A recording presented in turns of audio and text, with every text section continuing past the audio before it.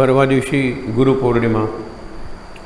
एक विचार माझ्या मनात आला. आपण गुरुपंचायतन ठेवतो, त्यात स्त्रिया गुरु झालेल्या आहेत की कुणाचा ठेवायचा? मला नीट उत्तर मिळालेलं नाही. शारदा मातांचा ठेवायचा, त्या कुठल्या तरी संप्रदायाच्या असतात. मग सावित्रीचा ठेवायचा, सावित्रीची कल्पना चित्र आहेत. जसं व्यासांचं आहे, व्यास वाल्मिकींना कोणी बघितलं आहे? ज्ञानेश्वरांचं चित्र त्या अंध अशा गुलाबराव महाराजांनी सांगितलं त्याप्रमाणे काढलं. पण निवृत्ती वगैरेंचे चित्र कसे?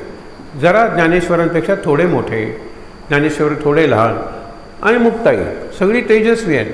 पण ज्ञानेश्वरांचं चित्र त्या अंध अशा भक्तानं, जे स्वतःला ज्ञानेश्वरांची मानसकन्या आणि कृष्णाची पत्नी मानत होते, त्याला मधुरा भाव म्हणतात. मीरा अशीच होती. मीरानी एक चूक केली, अत्यंत प्रामाणिक प्रश्न सासूला विचारला. तिथपासून तिचे हाल सुरू झाले. ती म्हणाली की तुम्ही पतीला परमेश्वर मानायला सांगता, मी परमेश्वराला पती मानलं तर काय चुकलं? हे सगळंच चुकलं की तुम्ही पतीला परमेश्वर मानायला सांगता, मी परमेश्वराला कृष्णाला माझा पती मानलेला आहे. तिथे थांबली नाही ती.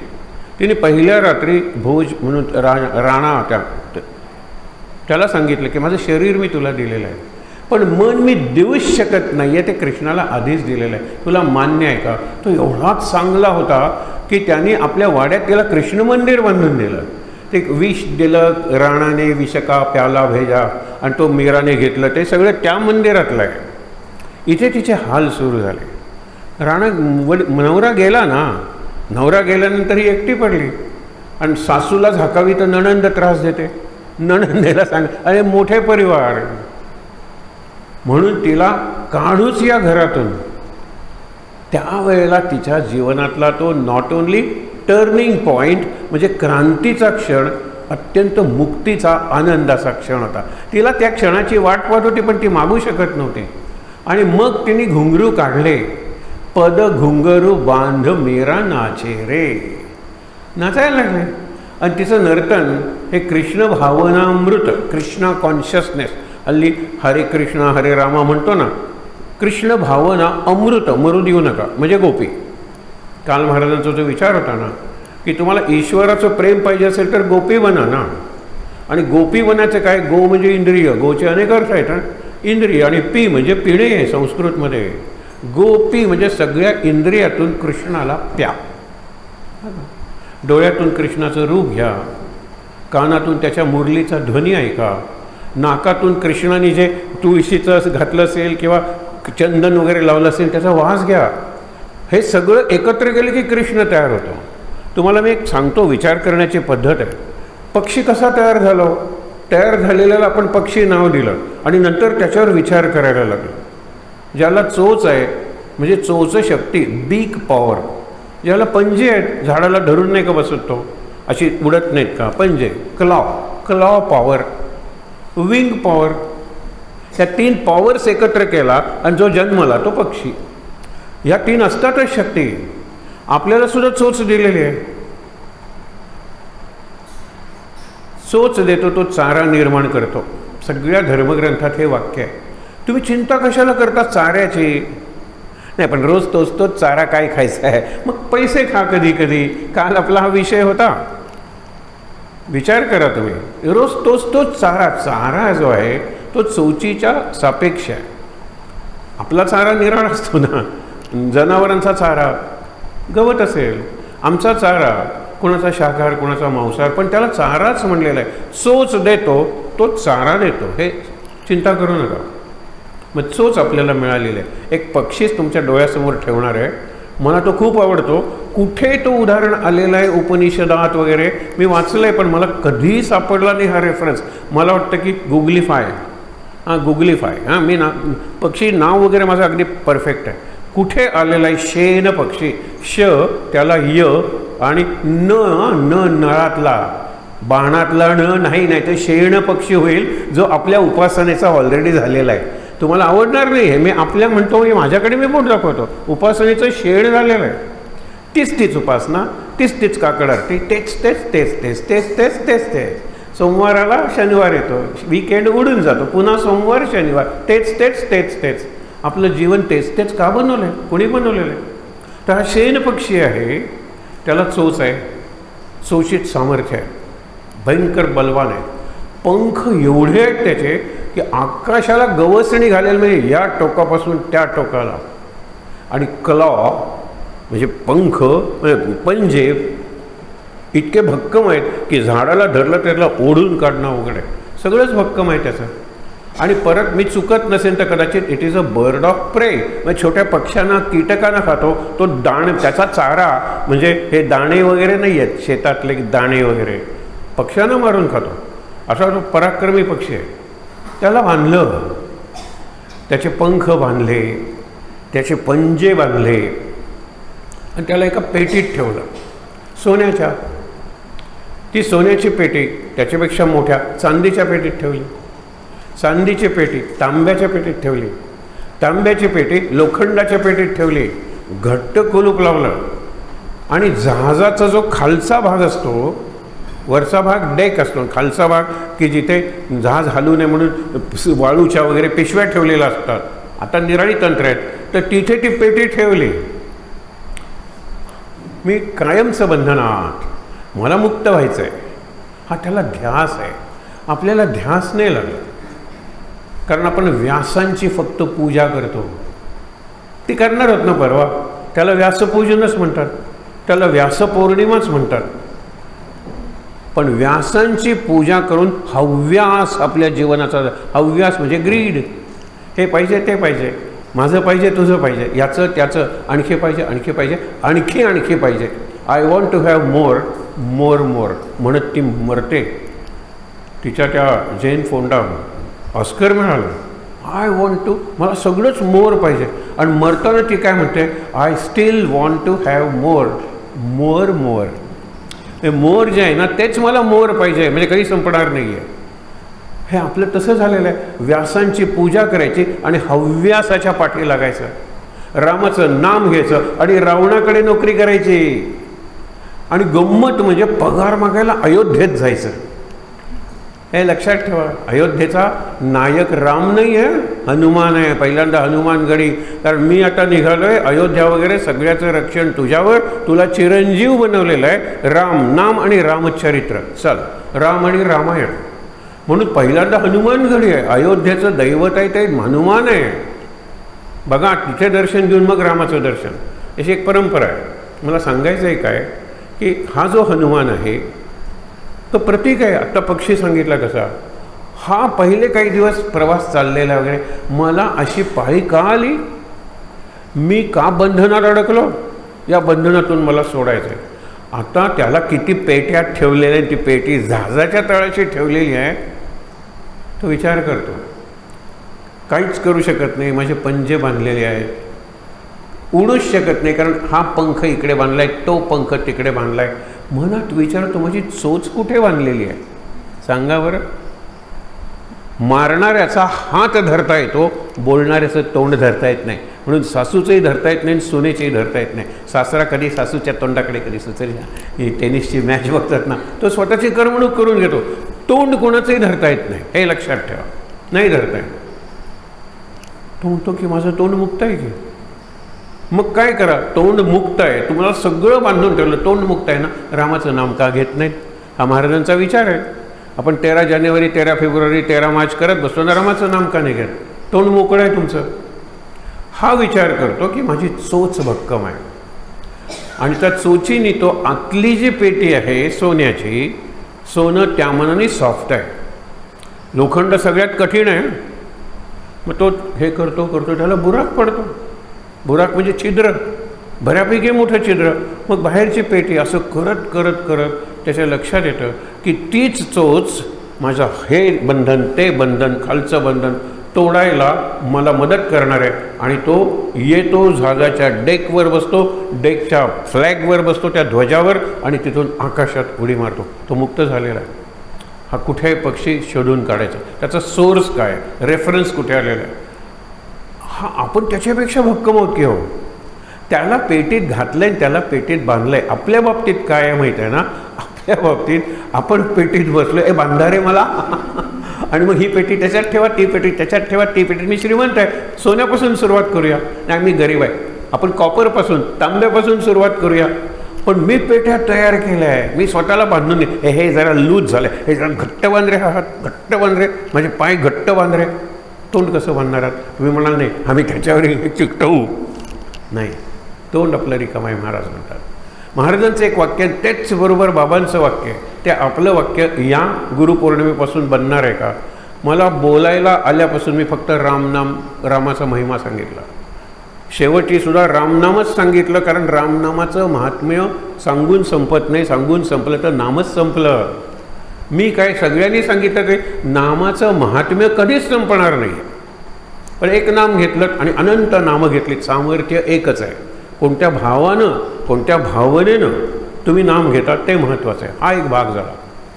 त्याच्यानंतर बाबांनी शेवटी एक 16 पानांची पुस्तिका लिहिलेली आहे, ज्याला टेस्टॅमेंट म्हणतात. टेस्टॅमेंट आणि विल याच्यामध्ये फरक आहे. विल म्हणजे मृत्यूपत्र आणि टेस्टॅमेंट म्हणजे इच्छापत्र.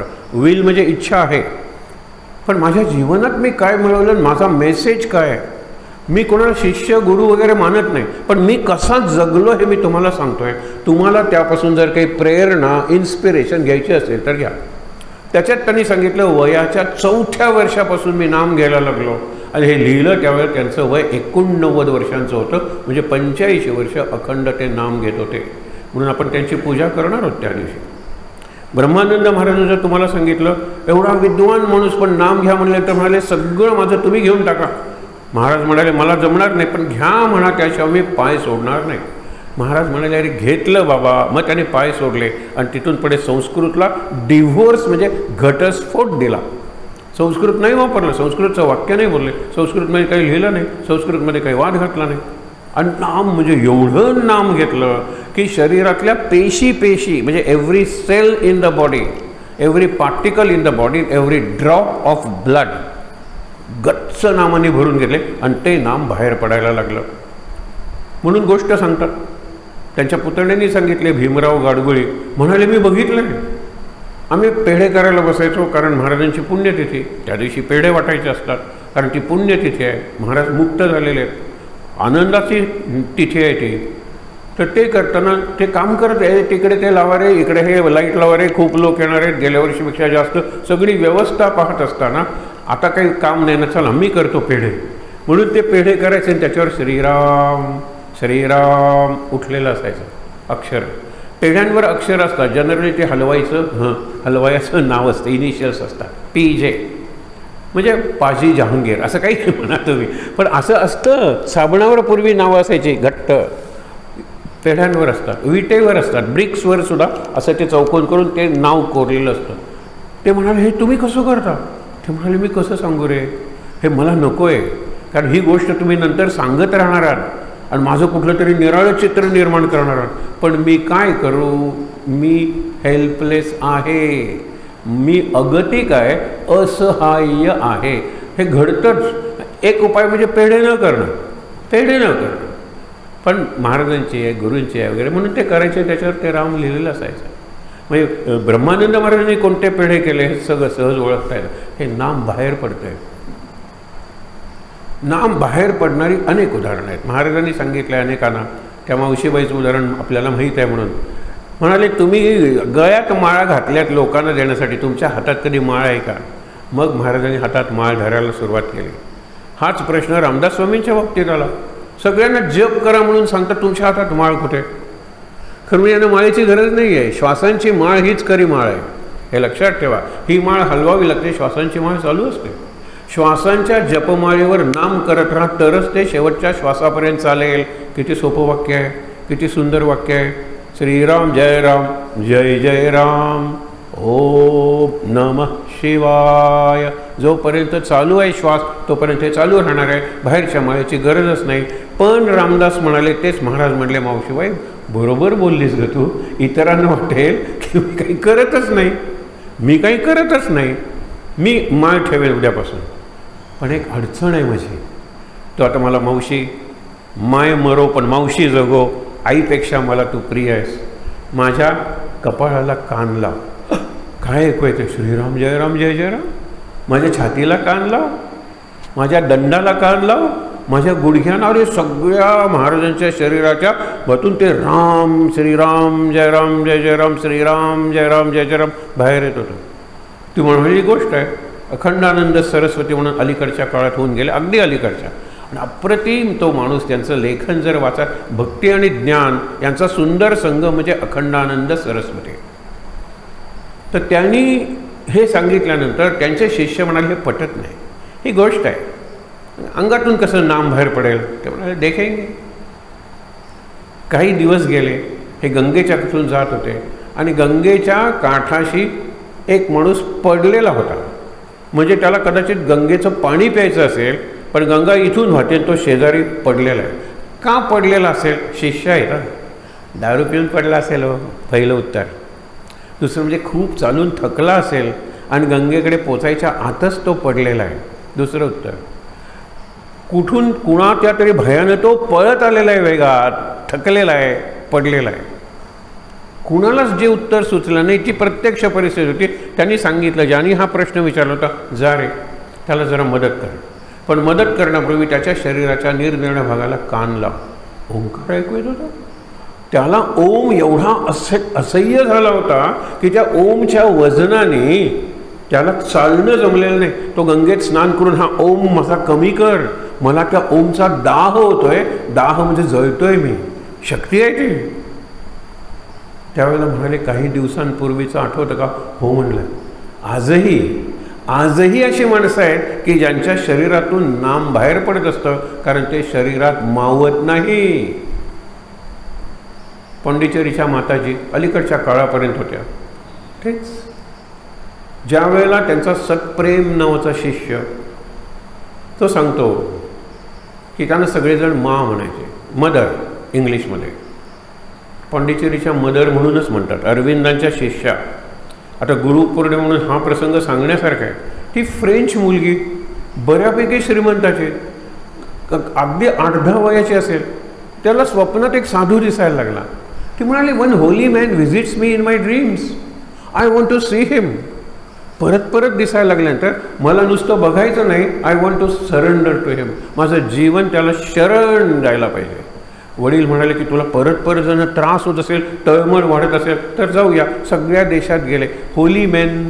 ती म्हणाली, नो नॉट लाईक हिम. असं करत अरविंदांच्याकडे आलं तर he is the man. Aravind हे अत्यंत क्रांतिकारक म्हणून तुरुंगात गेले आणि बाहेर पडले ते योगी अरविंद म्हणून. तुरुंगात त्यांनी काय केलं? तुम्हाला मी खरंच सांगतो की तुम्हाला प्राणायामाला नाक आणि 4 बोटं लागतात, आध्यात्मिक उपासनेला काही लागत नाही. समजून घ्या. आणि अजूनही आम्हाला पळी पंचपात्र लागतं, अजूनही आम्हाला चंदनाचं कोण. बाहेर किती राहणार होता? पण ते करूया, बाहेरचं करा, काही हरकत नाही. पण ते करताना नाम घ्या ना. स्तोत्र म्हणताना तुम्ही, महाराजांचं उदाहरण आहे. आपण प्रवचनातून महाराज समजावून घेतोय की सकाळी उठल्यानंतर नामप्रधान उपासना. श्रीराम जय राम जय जय राम, श्रीराम जय राम जय जय राम, श्रीराम जय राम. हां. भीमरूपी महारुद्रा वज्र हनुमान मारुती वनारी अंजनी सुता, श्रीराम जय राम. मी ताजा तवाना झालो ना. श्रीराम जय राम जय जय राम, श्रीराम जय राम जय जय राम, श्रीराम जय राम जय जय राम, श्रीराम जय राम जय जय राम, श्रीराम जय राम जय जय राम. आपलं यंत्र लाईट गेल्यानंतर असं बंद पडतं. एका मुलाला विचारलं, काही पोरं एवढी इब्लिस म्हणजे सैतान असतात, तुला कुठलं नाम आवडतं रे? 1 मिनिट, तो स्विच ऑफ करतो आणि श्रीराम जय राम जय जय राम हे जे नाम मरत संपतं ते मला आवडतं. कारण का रे आवडतं? कारण नंतर जे नाम सुरू होतं ते मला जास्त जिवंत वाटतं. हे मेलेलं नाम आहे, त्याची कन्सेप्ट आहे, त्याची ती कल्पना आहे. तसं परत मला आता ताजं परत झोप आली. भीमरूपे महारुद्रा वज्र हनुमान मारुती वनारी अंजनी सुता रामदूता प्रमंज महाबली प्राणदाता. आला माझ्यात प्राण. श्रीराम जय राम जय जय राम, श्रीराम जय राम जय जय राम, श्रीराम. आता मी 12 वेळा म्हणलं, 13व्या वेळा झोपलो. भीमरूपे अरे भीमरूपे एकदा सुद्धा म्हणून झालं नाही तरी चालेल. हनुमंताला तुमचं नाम आवडेल, पण मी नाम करतच नाही. भीमरूपे रामरक्षा ये ते करा सामूहिक. मला उपासनेला घरी जर तास मिळालाय तर मी स्तोत्र म्हणत घालवणार आहे वाया. मी वाया म्हणतोय, हे शब्द तुम्हाला स्ट्रॉंग वाटतील, पण त्याच्यापेक्षा चांगलं जर काय असेल तर हे वाया आहे. हे लक्षात ठेवा. मी तुम्हाला सहज गंमत सांगतो, माझ्या आपल्या स्वतःबद्दल सांगू नये, पण कॉलेजमध्ये आम्ही एवढं वाचायचो आणि डायरी लिहायचो. आज फक्त 350 पानं वाचली. आज आंघोळ केली, 20 मिनटं वाया गेली. 20 मिनटं वाया गेली. आज दोन्ही वेळेला जेवायला गेलो, अर्धा तास वाया गेला. डायरीज आहेत त्या. आणि किती वाचलं ते, आणि काय ते निराळच होतं जीवन, वाया गेला. आंघोळीचा वेळ वाया गेला. तुम्ही म्हणतात किती घाणेरडे असाल तुम्ही. आमच्या मनाची आंघोळ चालू होती ना, इतकं फ्रेश असायचो आम्ही. ते तुमच्या जीवनातल्या प्रायोरिटी ठरल्या पाहिजेत. नाम ही प्रायोरिटी आहे. नाम सुरू करेल. नामात अडचण आहे तर मी दुसरं काहीतरी करेन, पण दुसरं काही करताना परत परत नामाकडे येईल. मी जे करतोय ते अर्धवट राहिलं तरी चालेल, नाम चालू राहायला पाहिजे. ही नामकेंद्री साधना. महाराजांनी काल 3 शब्द वापरलेत. आपण म्हटलं अभ्यास, उपासना आणि साधना. अभ्यास म्हणजे एक गोष्ट पुन्हा पुन्हा करणे. अभ्यास झाला असं कधी होत नाही, हे लक्षात ठेवा. हुशार मुलांचा अभ्यास कधी होत नाही. आणि बाकी माझ्यासारखी मुलं, तुला टेन्शन नाही का आलं? सर मला तुम्ही परवा गोष्ट सांगितली होती, काय कर नाही त्याला डर कशाला? मी अभ्यास केलाच नाही तर डरू कशाला परीक्षेला? काय निर्लज्ज मुलगा आहे. अरे म्हटलं मी कर नाही त्या गोष्ट सांगितली होती, नुसते म्हण नाही आहे. असला सगळा प्रकार असतो आपला. नाम महत्त्वाचं आहे. वेळ मिळाला की नाम, कंटाळा आला की दुसरं साधन. कंटाळा गेला, श्रीराम जय राम जय जय राम, तुम्ही नाम कुठलंही घ्या. पण सांगतो तुम्हाला, नामप्रधान उपासना. मग साधना म्हणजे काय? साधना म्हणजे तपश्चर्या. तपश्चर्या म्हणजे 1 युनिट 12 वर्षांचं. 12 वर्षांचं. किती नाम घेतलं मी. केव्हा घ्यायला सुरुवात केली? 1900 त्यांनी सांगितलं 2024 साली. 2024 साली नाम घ्यायला सुरुवात केली. भरपूर नाम झालं. तर म्हणतो मला अनुभव काही आला नाही. मग त्याला सांगावं लागतं. 30 वर्षानंतर एक माणूस गोंदवलेला जातो, म्हणतो आता मी निवृत्त झालेलो आहे. ते म्हणाले तुम्ही पूर्वी गोंदवल्याला आला होता? तो खूप दिवस झाले नाही, 30 वर्ष झाली म्हणाले. हां, त्यावेळेला मी तुम्हाला नाम दिलं होतं. हो, मग काय? काही अनुभव आला नाही. 30 वर्ष मी श्रीराम जय जयराम घेतो, काही अनुभव आला नाही. महाराज म्हणाले द्या टाळी. टाळी कशाला? 30 वर्षा मी सांगितल्याप्रमाणे नाम घेतलं नाही, मी सांगितलेलं नाम घेतलं. सांगितल्याप्रमाणे जर नाम घेतलं नाही तर 30 वर्ष घेऊन सुद्धा कोणताही अनुभव येत नाही. हा अनुभव काही कमी आहे का म्हणाले? हा अनुभव काही कमी आहे का? 30 वर्ष करून कोणताच अनुभव नाही. महाराज म्हणतात मग तुम्ही कसं सांगे? हां, आता मी कसं हे सुद्धा महत्त्वाचं आहे ना. How much you live is not important, how you live. How much you study. माझी मुलगी सतत अभ्यास करते, 17 तास अभ्यास करते. आणि तो शेजारी तो 7 तास अभ्यास करतो. त्याला अरे तो कसा अभ्यास करतो आणि ही कसा अभ्यास करते, कसा, हे महत्त्वाचं आहे. म्हणून मी काल सांगितलं की मी 8 का 7 काहीतरी नोकर ठेवलेले आहेत आणि त्यांनी सगळं ज्ञान आत्तापर्यंत मला दिलेलं आहे. माझा पहिला नोकर व्हॉट, दुसरा नोकर व्हेन, तिसरा नोकर व्हेअर, नंतर हू, हुज, हुम, सगळे डब्ल्यूनी सुरू होतात किंवा हे सगळे माझे आहेत. आणि आम्ही शिक्षकांना सांगतो चांगला पेपर काढायचा असेल तर हे प्रश्न विचारू नका. When was Shivaji born? बरोबर. Who was Shivaji's father? That father's son. Who was his father's son? काय मूर्ख असले पेपर काढायचे आणि नाव द्यायचं. खरंच तुम्हाला सांगतो शिवाजीच्या वडिलांचं नाव शहा. आता 1 मार्कातला अर्धा द्यायला पाहिजे ना, कारण एकच शब्द लिहिलेला नाही, त्यांनी जी लिहिलेलं नाही एक अक्षर, शहा लिहिलाय ना. मग ताजमहाल कोणी बांधला? शहाजहान. तिथेही शहाच उत्तर आहे. त्याला 1/4 मार्क द्या. पण बरोबर शहा बरोबर आहे ना. हो, ही परिस्थिती आहे सध्याची. मी परिस्थिती 20 वर्षापूर्वीची सांगतोय. आता तर आणखीनच सगळे 100% निकाल लागायला लागलेले आहेत. न बोललेलं बरं. पण मी माझ्या उपासनेची परीक्षा घेतोय, अभ्यासाबद्दल मी बोलतोय. आणि अभ्यास म्हणजे एक गोष्ट पुन्हा पुन्हा करणं, इतकी करणं की ते माझ्या सवयीचा भाग बनला पाहिजे. आणि सवय झाली की अभ्यास त्या गोष्टीचा संपला, पुढचं काय ते. मग सवय जर झाली तर ब्रेन कशाला वापरता? हे पांडुरंग सांगून राहिलेलं आहे. सवय एवढी, संसार सवयीचा एवढा आहे. नाभी, छाती, कंठ, ओठ, डोळे आणि मेंदू भक्तीसाठी वापरा. अरे प्रपंच सुंदर होतो बघा. मला 2 राई रखुमाबाई ओवाळी, ते म्हणतात ना राजा विठोबा सावळा, बरोबर एकही नाही. ऐक नाही भाग्यवान, एक ही इकडे ती तिकडे वगैरे. हा बुद्धिमान आहे. बुद्ध अवतार आहे तो. मी या पद्धतीने तुम्हाला सांगतोय, पण लक्षात घ्या बुद्ध आहे तो, छान बुद्धिमान आहे. कारण मी कमरे एवढा माझा संसार ठरला, कारण सगळी उपभोगाची इंद्रिय कमरेच्या खाली आहेत. तुम्हाला हात कमरेच्या वर वाटतात, नाही नाही, दे आर एक्स्ट्रीमिटीज. पायच होते आपले 4, पायाचं हातात रूपांतर झालं, पण नाभीच्या खाली जसे पाय तसे नाभीच्या खाली हात, नाभीच्या खाली पोट, नाभीच्या खाली मलमूत्र विसर्जन आणि नाभीच्या खाली पुनरुत्पादन, ज्याला जनरेशन, रिप्रोडक्शन. ही सगळी इंद्रिय ज्याला तुम्ही संसार म्हणता, ज्याला तुम्ही उपभोग म्हणतो आणि ज्याच्यासाठी पैसा पैसा पैसा पैसा करता. उद्याचं तुम्ही स्वगत वाचा. पैसा, महाराज म्हणतात पैका म्हणारी त्याला. पैका म्हणजे गळका, हलका, नासका, कुसका, पैका. म्हणजे पैशाला महत्त्व नाही का? आहे ना. कुठल्या संतांनी सांगितलं पैशाला महत्त्व नाही आहे? पैशाला महत्त्व आहे. हां, आजचंच ते स्वगत आहे. म्हणून मुद्दा काय आहे की किती पैसा, कोणासाठी पैसा, तिथे ते सांगितलेलं. अभ्यास, किती अभ्यास. जोपर्यंत अभ्यास आणि उपासनेतून साधना निर्माण होत नाही, साधना निर्माण झाली की मग माझं जीवनच बदललं आणि मग सेवा हीच साधना बनते. मला निराळं काही करायला नको, मी नर्स आहे आणि ते सगळं मी करते. पहिलं बॉबकट केला फ्लॉरेन्स नायटिंगेल, जगातली पहिली प्रोफेशनल नर्स. ती म्हणाली माझे सुंदर केस आहेत, पण ते केस वळवण्यासाठी वेळ जातो. त्याच्यात 3 पेशंट्सच्या जखमा, कारण सगळे युद्धातले जखमी सैनिक होते. त्याला ते रात्री 11ला कोण वेदना, त्यावेळेला कुठे होती पेन किलर, त्यात कुठे होत्या सर्जरीज. ही किती 200-300 वर्षापूर्वीची गोष्ट आहे. रात्री lady with the lamp, lantern, कंदील घेऊन जायचे आणि असं कोण म्हणतंय का, तिथे थांबायचे. असं कोण म्हणतंय का. ती म्हणायची रात्री मी वेदनांचा शोध घेते, दिवसा मी पेशंट्सची सेवा करते. सेवा ही साधना.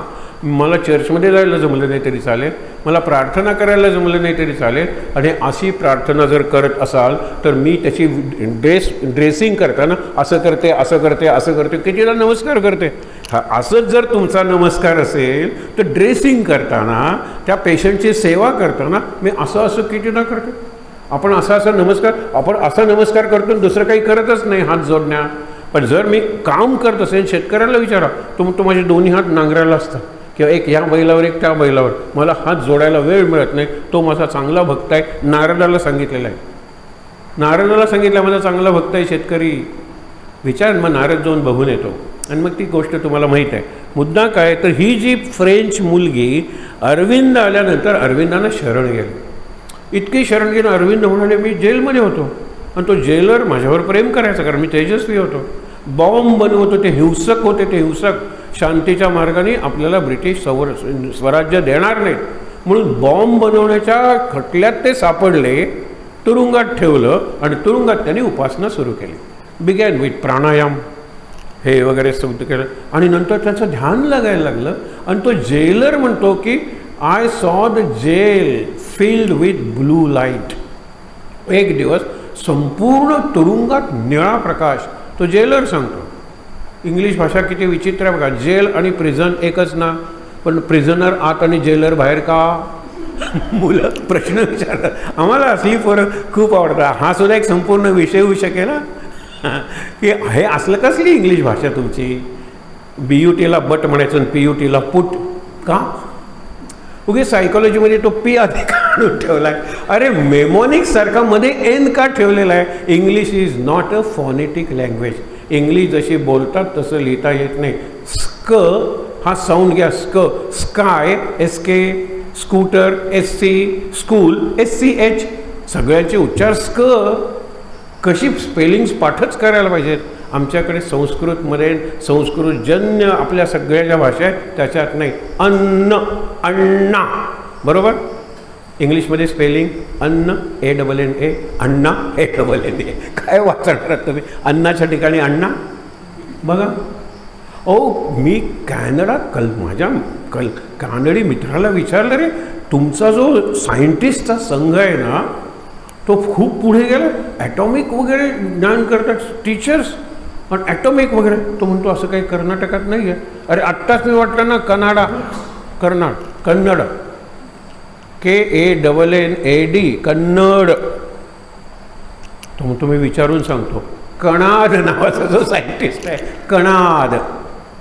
की जो म्हणतो याच्यात काही नाही आहे, पीलवाहा पीलवाहा पीलवा, atoms atoms atoms, matter matter matter, there is no mind, there is no soul, मन नाही आत्मा नाही, बुद्धी आहे फक्त. हा तो कणाद, हा कणाद फाउंडेशन आहे. मी कन्नड फाउंडेशन वाचलं ना, कन्नड स्पेलिंग एकच आहे. आपलं परफेक्ट आहे हो सगळं, पण आपण अभ्यास करत नाही, सोडलेला आहे अभ्यास. तिथे महाराज म्हणतात अभ्यास, अभ्यास, उपासना आणि साधना म्हणजे जीवनभर चालणारी तपश्चर्या. साधनेला 1 वर्ष 2 वर्षाची मोजायची नाही, चालूच राहणार आहे. विचार करा. त्याच्यानंतर ह्या जो सत्प्रेम होता तो म्हणाला की आई आता तू नसशील, तू ज्या पद्धतीने नाम घेतेस ते मी रेकॉर्ड करून ठेवतो. त्यावेळेला रेकॉर्डर आलेला होता. ती म्हणाली काही हरकत नाही, जरूर कर, तू काय माझा मुलगाच आहेस, तुला जर करून ठेवायचं आहे तर कर. तो म्हणतो मी रेकॉर्डर इलेक्ट्रिसिटीला जोडला असता आणि हिचं नाम चालू असताना लाईट गेले असते तर रेकॉर्डिंग झालं नसतं. म्हणून मी नवीन सेल्स आणले, नवीन सेल्स, आणि हिला सांगितलं for half an hour you chant. तिला सांगितलं होतं ओम नमो भगवते, तू वासुदेवाय म्हणायचं नाही, वासुदेव तुला शरण आलेला आहे. ही केवढी अधिकार आहे तिचा. सावित्रीने कशाला दुसरं नाव घ्यायचं, सत्यवानाचं आणि यमाचं नाही घ्यायचं. ती सावित्री आहे, तिच्यात सगळं येऊन जातं. आपण म्हणतो ना मॅन इन्क्लूड्स वुमन, चुकीचं आहे. Woman includes man. कायदे सगळे पुरुषांनी लिहिले म्हणून in law man includes woman, काय चुकीचं आहे. अरे वुमन इन्क्लूड्स मॅन. म्हणून सांगायचा मुद्दा काय आहे की ज्या वेळेला ओम नमो भगवते ओम नमो भगवते सगळेजण तल्लीन झाले, रेकॉर्डिंग चालू आहे. घरी गेल्यानंतर त्याने रेकॉर्डिंग ऐकलं, दुसऱ्या दिवशी सगळ्यांना ऐकवायचं. म्हणजे 10 मिनटं नो रेकॉर्डिंग. सगळेजण तल्लीन झालेले होते. तो म्हणतो की त्याच्या पुढे झालेला आहे. So cells were working. What happen. दुसऱ्या दिवशी तो मदर व्हॉट हॅपन. ती म्हणाली त्यावेळेला मी खरं नाम घेत होते, बाकीचं नाम प्लेबॅक होतं. श्रीराम जय राम जय जय राम जय राम जय राम जय राम. हे खरंच सांगतो, तुम्ही कमी करा स्वतःच्या उपासनेतलं. इथे ठीक आहे श्रीराम जय जय राम करा, सामुदायिक उपासना. स्वतःच्या उपासनेत कशाला गाता, कशाला श्रीराम जय जय राम भजन झालं. हे कुठे नामस्मरण सांगितलं आहे. नामसुद्धा घ्या. मी तुम्हाला सांगितलं जप शब्द मला तुम्ही प्रवचनात दाखवा, आणि माझा विषयच आहे प्रवचनात दिसणारे महाराज, ह्याच्यावर मी बोलतोय. ही प्रवचनातली वाक्य. महाराजांनी उदाहरण दिले की कसंही तुम्ही बी टाका, भोपळ्याचं कसंही टाका, त्याला दुधीचा वेल येतोच की. मला उदाहरण स्पष्ट करण्यासाठी माझं एवढी जागा, हा त्याच्यात मला दुधी लावायचं आहे. दुधी शहाण्यासारखा छपरावर चढतो, तुम्हाला माहीत आहे ना. त्याला इकडची जागा लागत नाही. 4 बिया आईने दिलेल्या आहेत, मी करतो आणि वरती टोक येईल असं लावतो. 1 2 3 4. आई प्रश्न विचारते, ज्याचं शेतच दुधीचं आहे तो अशी बी लावत बसेल तर ते दुधीचं वेल येणार केव्हा, त्याला दुधी लागणार केव्हा. मग तो काय करतो, तो फेकत जातो. महाराजांनी दिलेलं उदाहरण आहे, तो फेकत जातो. बी सुलटं पडलं 2 दिवसात अंकुर, आडवं पडलं 3 दिवसात अंकुर, हे पडलं उलटं पडलं 7 दिवसात अंकुर येणारच आहे, तो वरतीच येणार आहे. बी कसंही पडू दे, नाम कसंही घ्या, कसंही घ्या. लक्षात ठेवा, नाम घ्यायला बैठक कुठली, नाम घ्यायला आसन कुठलं, महाराजांनी प्रत्येकाची उत्तरं दिलेली आहेत. प्रवचनातलं उदाहरण आहे की नाम घ्यायला आसन कुठलं, कदाचित तो योगासन शिकवणार असेल. आणि पद्मासन सगळ्यात अवघड. महाराज सांगते की पद्मासनात घेतलेलं नाम रामाला पोचलं, कारण राम कसा आहे, बद्ध पद्मासनस्थम. राम पद्मासनात बसलाय, तू पद्मासनात बसून घे असं महाराज सांगतील. मी तासभर पद्मासनात बसून श्रीराम घेतून सगळ्यांना थक्क करतो. महाराजांनी विचारलं श्वास घ्यायला कुठलं आसन रे. महाराजांनी विचारलंय श्वास उभ्याने घेतोस, आडव्याने घेतोस, तिरप्याने घेतोस, ओडव्याने घेतोस, चालताना घेतोस, चढताना घेतोस, पळताना घेतोस, पडताना घेतोस, झोपेत घेतोस, बेशुद्ध अवस्थेत घेतोस. कुठलं आसन आहे. श्वासाला कुठलं आसन. मग श्वासावर नाम घ्या, नामाला कुठलं आसन. त्याची हवाच करून घेतली महाराजांनी. तो बसणार होता पद्मासनात. आमच्याकडे असे बसतात, प्रवचनाला सुद्धा बसतात, आणि सगळे उठले तरी त्याचं उठत नाही. तुम्हाला कळलं ते उठत नाही, जरा हा पाय काढावं, नंतर दुसरा पाय जरा उभं करावं. कशाला ते पद्मासनात बसायचं? आठवण शरीराचे असे ताट बसतात. मी महाराजांना प्रार्थना करतो, यांना कण्याची शक्ती दे, नाही तर बुद्धीनं कणा थोडासा वाकव. आरामात सांगितलं ना, मी नेहमी सांगतो आरामात, ॲट इज बसा प्रवचनाला. पाय सोडून बसलात तरी चालेल नाही, मग तुमच्याकडे पाय होतात, जोपर्यंत लाथ मारत नाही तोपर्यंत मला कशाला तक्रार पाहिजे. तुम्हाला खरं गोंधळलेला गेल्यानंतर आम्ही टेरेसवर झोपलो, जागा नव्हती आणि भयंकर गरमी होती. इकडे कसे पाय केलेत, इकडे महाराजांचे नाही का, इकडे कसे पाय केलेत आईसाहेबांचे नाही का, तिकडे कसे पाय केलेत ब्रह्मानं. म्हटलं उभ्याने झोपूया, कारण घोडा कधीही बसत नाही. घोडा बसला की आजारी, मात्र तो झोपसुद्धा उभ्याने घेतो, तसंच गाढवसुद्धा. म्हटलं आपण उभ्याने झोप, कारण कुठेही पाय केले तरी काहीतरी. तुमची महाराजांची व्याख्या काय? महाराज म्हणजे देह, म्हणजे चैतन्य समाधी आहे ना. महाराज म्हणजे चैतन्य, ब्रह्मचैतन्य. असा एक कण नाही ज्याच्यात महाराज नाही. तुम्हाला चालता येणार नाही, बोल सगळीकडे महाराज महाराज महाराज, तसंच आहे. मग काय करा, कुठेही पाय करून बसा, आपला तेवढा अधिकार नाही आहे. पण मनात विकल्प, डाऊट आणू नका. नामदेवाचा अनुग्रहाचा प्रसंग तुम्हाला माहीत आहे की ज्याने हिचं मडकं फोडलं, संन्याशाच्या पोरानं मांडे खायचे, मनातले मांडे खा म्हणून मुक्ताई गोरोबा काकाने तिला खापर दिलं होतं. त्या खापरावर भाजणार होते, म्हणजे तंदूर. सध्या जे भाजतात हे सगळं तंदूर रोटी वगैरे करतात ना, तसे मांडे भाजायचे असतात. फोडून टाकलं. संन्याशाच्या पोराने मनातले मांडे खायचे, प्रत्यक्ष नाही. रडत आलं. त्या बिचारीने सांगितलं तर मांडे करायला कधी नव्हे ते निवृत्तीनाथ म्हणाले, आज मांडे खावेसे वाटतात. कल्पना करा, ज्याला काही नको आहे तो एखादी गोष्ट हवी म्हणतो, त्या अर्थी काहीतरी चांगलं घडणार आहे, नाहीतर याला वाटणारच नाही मांडे खावेत. निवृत्तीनाथांना का वाटावं? असे किती उदाहरणं तुम्हाला देऊ की त्याला ते वाटतंय म्हणजे त्यातून काहीतरी चांगलं घडणार आहे. शंकर पार्वतीला विचारतो, ती मोहिनी मला आवडली आहे ग, जाऊ तिच्याकडे.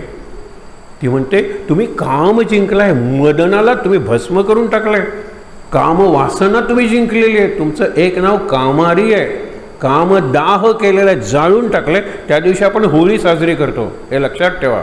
आणि तुमच्या मनात काम निर्माण झालेलं आहे, काम वासना निर्माण झालेलं आहे. माझी परवानगी आहे तुम्हाला, कारण यातून काहीतरी चांगलं घडणार आहे.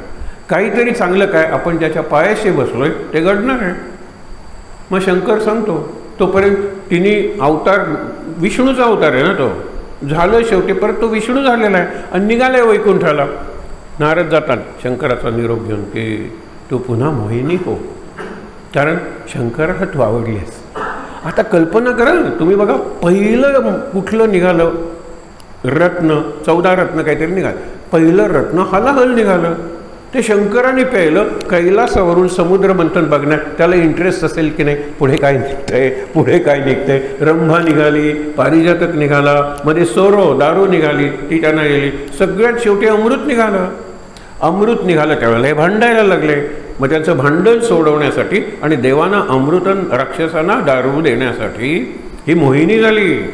मोहिनी अवतार. इतकं तिचं सगळं मोहक होतं. भोला शंकर आवडली त्याला ती. विष्णूला नारदांनी सांगितलं तेव्हा शंकराला जर स्त्रीबद्दल आकर्षण निर्माण झालेलं, काहीतरी चांगलंच होणार आहे. बघा शंकर आहे तो.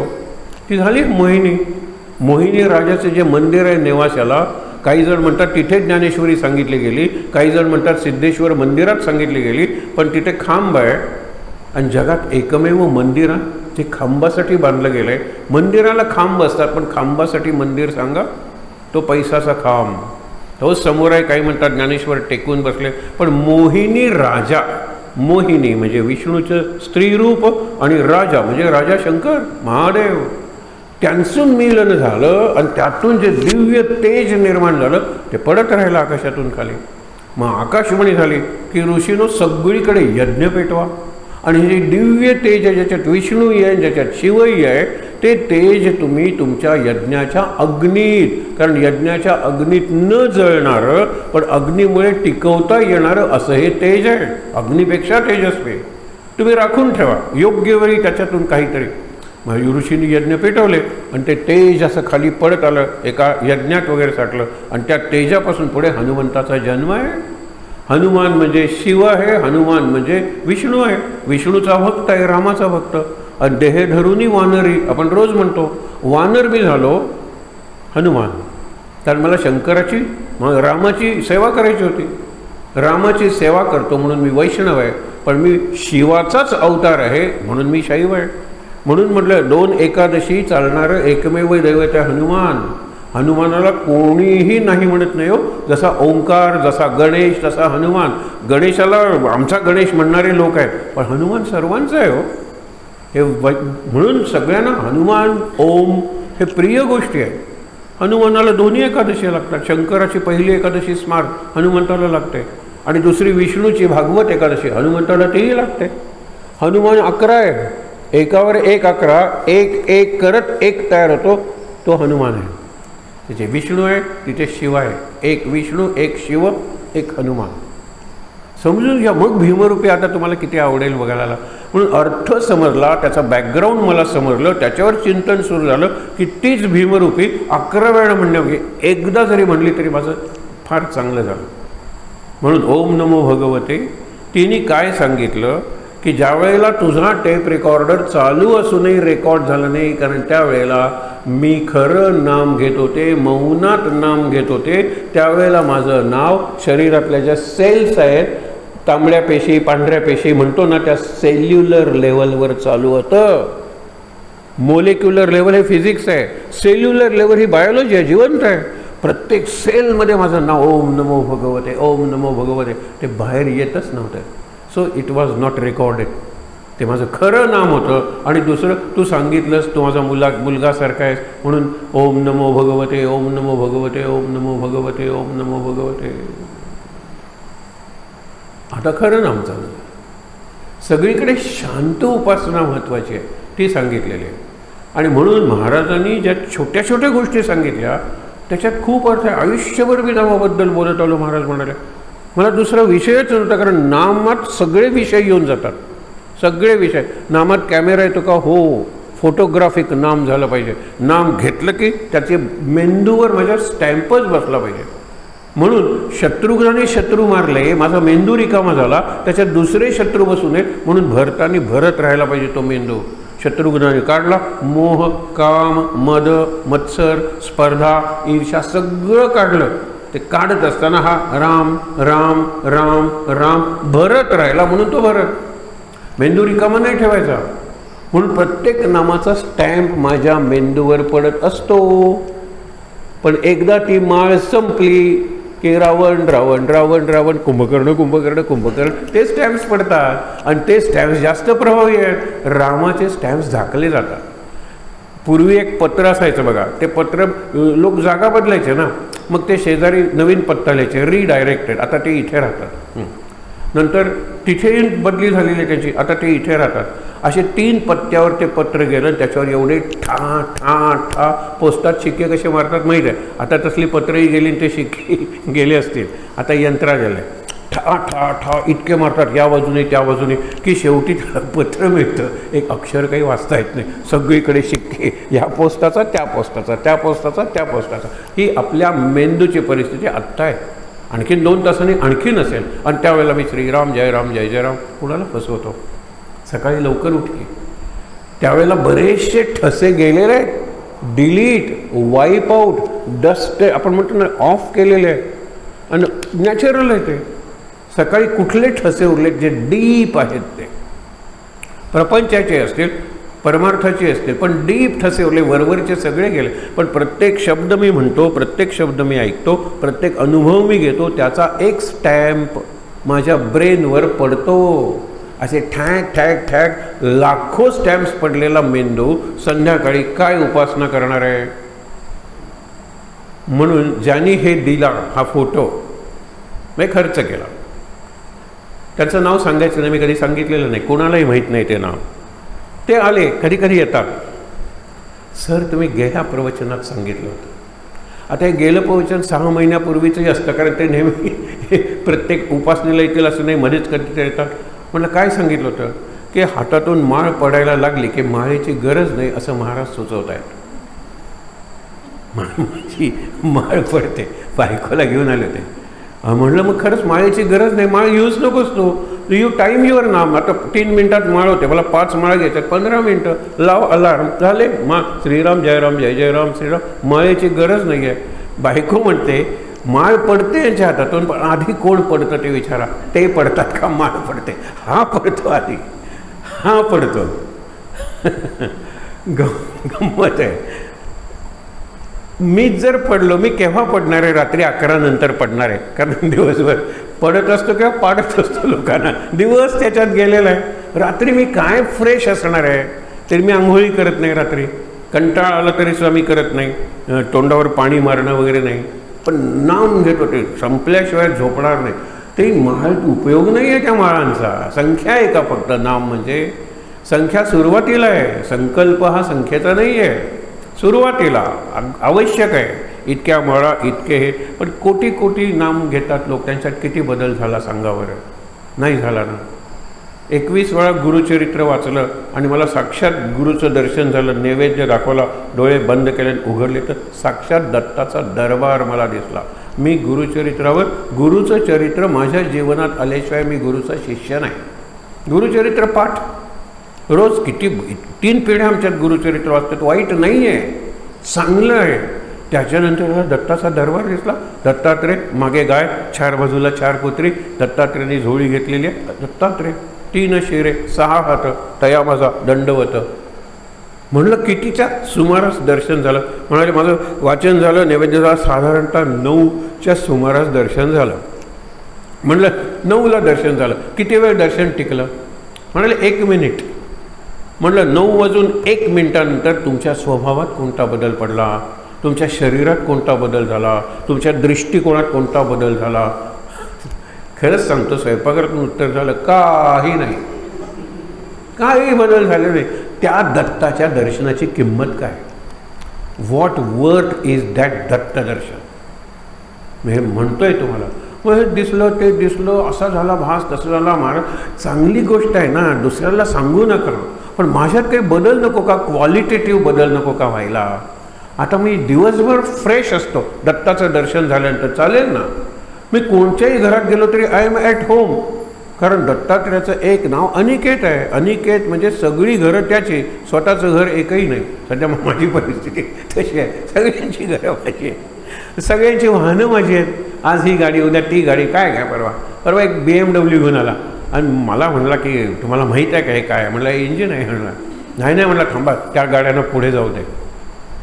एक जवळजवळ 100-200 मीटर रस्ता रिकामा झाल्यानंतर त्याने अशा पद्धतीनं ॲक्सिलेटर दाबला की मी उडून तिथे मध्ये. म्हटलं तुझी चाकं लागलीच नाहीत का? दिस इज BMW. म्हणला मग काही हजारो रुपये किंमतीच्या बॅटरीच्या वगैरे सगळं सांगत गेला. त्याच्या मालकाची गाडी होती, त्याची नव्हती, माझी तर काहीच नव्हती. पण ते हे आहे व्हॉल्वो. उदाहरणार्थ व्हॉल्वोला जर दिसलं ना कुठलंही वाहन चालताना, साईड घेतल्याशिवाय व्हॉल्वो राहतच नाही. वाहनानं गिळत, मैलाचं अंतर क्षणात गिळत व्हॉल्वो चालत राहते. It is machine. मी तसं करायचं आहे का? एक तुम्हाला मगाशी विचार आलेला, आत्ता पुन्हा आठवला म्हणून सांगतो. या 4 महिन्यात सुरू झाला आहे चातुर्मास. चातुर्मासाचे 4 दिवस झाले सुद्धा. उरलेल्या दिवसात मी संत होणार आहे का? संत नाही या, संत. सावकाश करण्यासाठी काय केलं पाहिजे? एक तुम्हाला प्रयोग मी मागे सांगितला आहे, तुम्ही केला नाही कारण ते अवघड आहे करायला. आम्ही करून थकलो, म्हणजे जमला नाही. मी चालतोय, 1 तासात मी 3 किलोमीटर चाललो उदाहरणार्थ. आता 3 तासात 1 किलोमीटर चाल नाही जमत. 3 तास सकाळी 7ला मी सुरू केलं आहे, म्हणजे पाऊल कसं टाकलं पाहिजे? तिथे तिथे तिथे तिथे तिथे तरच मी. आणि त्यावेळेला मला जो आकाश दिसतं, त्यावेळेला मला जी झाडं दिसतात, पक्षी ऐकू येतात, कारण मी स्लो डाऊन केलं आहे स्वतःला. Slowing down. आणि स्लो मी डाऊन ओ लॉर्ड. मला सगळ्यात आवडणारी प्रार्थना आहे ख्रिश्चनांची, ओ लॉर्ड स्लो मी डाऊन. अशा कविता आपल्या इंग्लिशमध्ये सुद्धा आहेत. कारण म्हणतो की फुलपाखराला पंख असतात, त्या पंखावर रंग असतात, त्या रंगात एक नक्षी असते आणि दोन्ही पंखावरची नक्षी सारखी असते. हेच मी विसरलो आहे. केवढ्या वेगात मी जात असतो. वेगात जाताना तुम्हाला काही दिसतं का? राजधानी एक्सप्रेसने गेलो, वाटेवर काय दिसलं? काही नाही. काय वेग असतो, काय दिसणार आहे तुम्हाला वाटेवर. स्लो मी डाऊन ओ लॉर्ड, महाराज मला सावकाश संत स्लो बनवा. मग महाराज बनवते. मी ज्या 100 निरनिराळ्या ॲक्टिव्हिटीज करतो, cut down cut down cut down, slow होशील. 100 ॲक्टिव्हिटीज करायला म्हणजे एवढं पळायलाच पाहिजे मला, बरोबर, या वेगाने. 50 कर की रे, 50 उद्यासाठी ठेव. 50-100 महत्त्वाच्या नसतात. आणि मग लक्षात येतं की अरे मी 10 ॲक्टिव्हिटीज केली तरी तसाच चांगला दिवस जगतो. आता 10 ॲक्टिव्हिटीज करण्यासाठी आय हॅव 24 आवर्स. मग शांत माझं जीवनच रिलेटिव्हली स्लो होतं, स्लो होतं, स्लो होतं, होतच राहतं. आणि म्हणून तुम्हाला तो उपनिषदातल्या ऋषींनी हे आपल्याला सांगितलं. त्यांना ते सोपं होतं, कारण त्यावेळेला यंत्र नव्हती. ही यंत्र वगैरे ह्याच्यातली अग्नी वगैरे एवढंच, बाकी काही नव्हतं. त्यांना जीवनात काही मिळवायचं नव्हतं, फक्त आनंद, फक्त मुक्ती, फक्त समाधान, एवढंच ऋषीला. आणि म्हणून त्यांचा मेंदू जास्तीत जास्त वापरला गेला. आपला मेंदूच वापरला जात नाही. गच्च गच्च त्याच्यावर स्टॅम्प स्टॅम्प स्टॅम्प. आणि संध्याकाळी जर वडिलांना मुलीने सांगितलं, बाबा हे जरा गणित सोडवून दाखवा, ही काही वेळ आहे का, 11 वाजता, थकलोय ग मी, उद्या सकाळी बघू, उद्या सकाळी मी जाण्यापूर्वी तुम्ही उठत नाही बाबा. नाही नाही, उद्या लवकर उठेल, लवकर उठल्यानंतर तुमची स्कूटर चालू होण्यात अर्धा तास जातो बाबा, मला आत्ता सांगा. नाही बाबा म्हणतात, वेळ, I am tired, to tired, दिसत नाही का तुला. आता हा बाबा, हाच बाबा, दारावरची बेल वाजते. तिच्याच वर्गातली शेजारी राहणारी, uncle will you solve this example, why not, come come here. जे गणित मुलीला सांगताना हा थकलेला होता, शेजारची मुलगी आली फुलपाखरासारखी आणि म्हणाली, uncle please solve this sum for me, बस इथे समजावून सांगतो, मी गणितात चांगला होतो वगैरे वगैरे सगळं झालं. मुलगी बघते, हा बाप म्हणत नाही तेच गणित तुला आहे ना, चल तू बस, नाही म्हणत. पण मुलगी त्याचीच आहे ना. ती जाते, थँक्यू अंकल म्हणून जाते. 2 मिनिटांनी दारावरची बेल, ही मुलगी आलेली आहे. अंकल, बापाला बाप म्हणत नाही, uncle will you solve this sum for me. बाबा म्हणल्यावर तुम्ही दमता, अंकल म्हणल्यानंतरची त्याची, मी ही बेल वाजवूनच आत आलेली आहे. हा निर्लज्ज त्याला करावं लागेल. ती म्हणाली की मजा आहे आपल्याला, आपण कुणासाठी दमतो. आपण जास्तीत जास्त वाईट शब्द आपल्या घरातल्या लोकांना वापरतो. आपण आपल्या पत्नीचा किंवा पतीचा अपमान करतो. हे का नाही बदलायचं. आणि शेजारी जर दिसली की बरेच दिवसात दिसला नाही, या पुल डाऊन ना, बरं वाटेल, तिला बरं वाटावं म्हणून तिचं वजन 1 किलो वाढलंच असतं. मी म्हणतो जरा बारीक झालेला तुम्ही दिसताय. आणि बायको किती बारीक झाली तरी तू म्हैस ती म्हैसच. ती म्हणाली, रेड्याला दुसरं काय दिसणार. हल्लीच्या बायका ऐकत नाही, रेड्याला दुसरं काय दिसणार, सगळ्या म्हशी. मुद्दा काय आहे की आपण जवळच्या माणसांची फार वाईट बोलतो, फार वाईट बोलतो, दुसऱ्या माणसांची चांगलं बोलतो, जणू काय मला काही कर्तव्यच नसतं त्यांच्याशी. मग का नको या 4 महिन्यात मी जवळच्या माणसांचं मन दुखावणार नाही. 4 दिवस जर मन न दुखवता सगळ्यांचं ऐकलत ना, तर तुमची दुसऱ्या नंबरची पोरगी जवळून म्हणेल, बाबा ताप नाही ना तुला, तू चांगला वागतोयस, तू चांगला वागतोयस, नॉर्मल आहेस ना. दुसरी मुलगी विचारते, काय ते चावलं का बाबा तुला, काहीतरी चावलं असलं पाहिजे, नाही तर तू चांगला वागणार नाहीस, तुला ताप आला पाहिजे, नॉर्मल नाही आहेस म्हणून तू असं वागतोय सगळे. बायको म्हणाली, बरं झालं मी बोलले नाही, ते मी काहीतरी म्हणतच बोलले असते, पण हा चांगला वागतोय, चातुर्मासात वागूया ना चांगलं, जवळच्या माणसांना मी दुखवणार नाही. सोपी गोष्ट आहे. आपल्यासाठी किती करत असतात हो, किती करत असतात. एक सर्व्हे केलेला आहे, मी तुम्हाला फक्त उदाहरण सांगतो. महाराज म्हणतात की बाईला ज्या कळलं ना, तर अर्ध पुण्य नवऱ्याला मिळालं. नवरा कळेल त्यातलं अर्ध पुण्य बायकोला मिळेलच याची गॅरंटी नाही. कारण तिने त्याचा स्वयंपाक केलेला आहे, मुलांची तयारी केलेलं आहे, हे करून ती आपला ग्रंथ वाचायला बसते. मोठी आहे ती. तुम्हाला साधू जर दोघंही 6 वाजता उठतात, दोघेही 9ला एकाच स्कूटरवरून किंवा गाडीतून कामाला जातात, एकाच ऑफिसमध्ये दोघंजण कामाला आहे. हा सकाळी 6ला उठतो, 9ला जातो.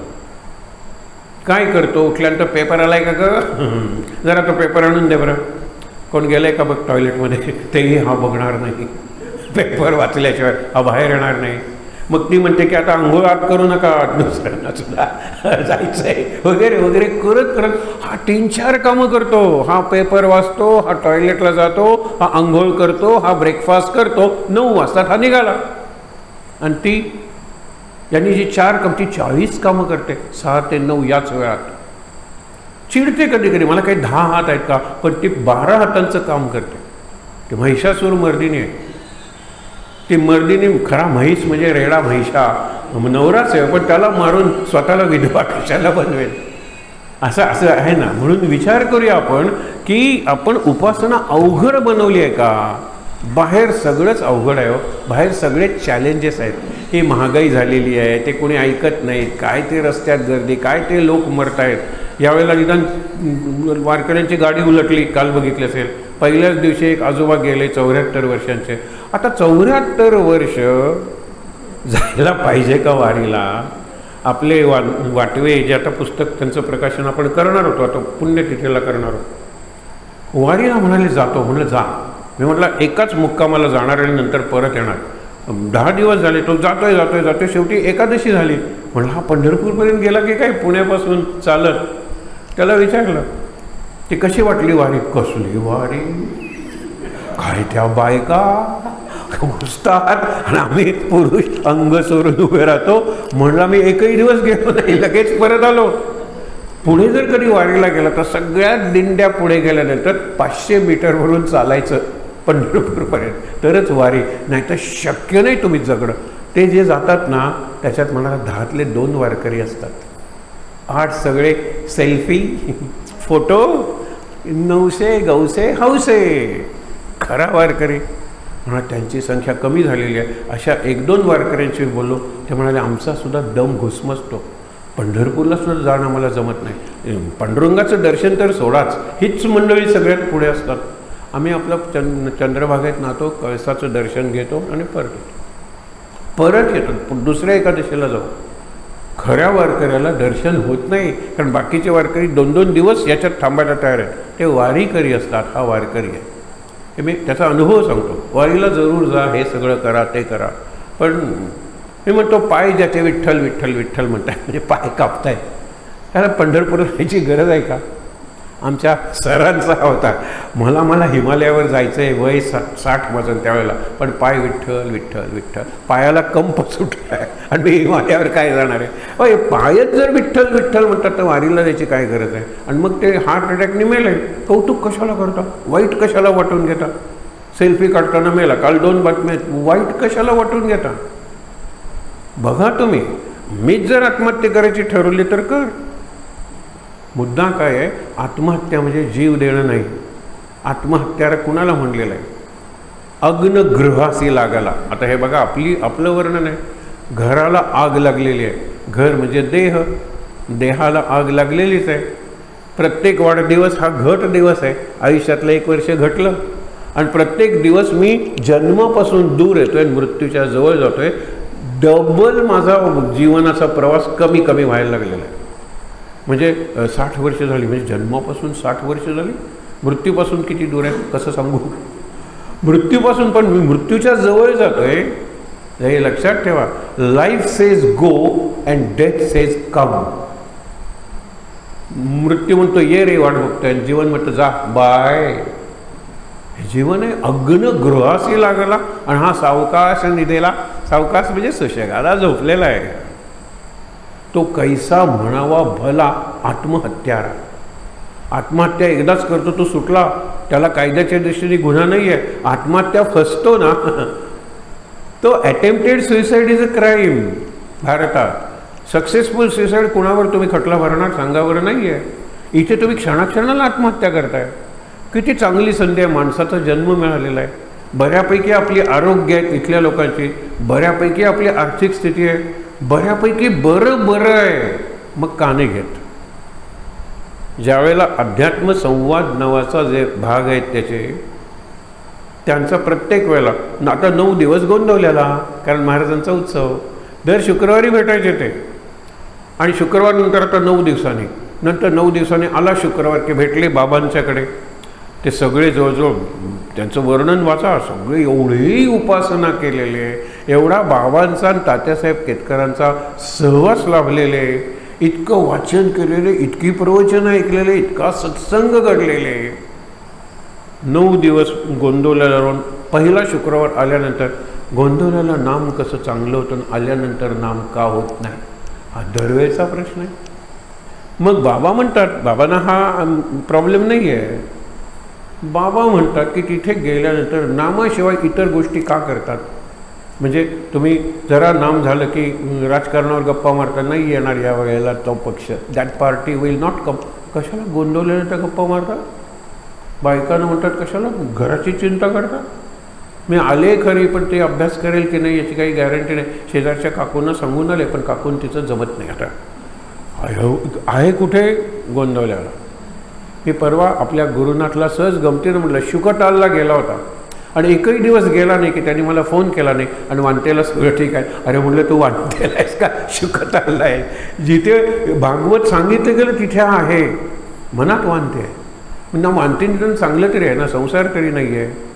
मग हे आणूया का, ते आणूया का, हे झालं का, त्याचा फोटो पाठवा, हे सगळं होतं त्याचं. तो इकडेच होता, इथेच होता.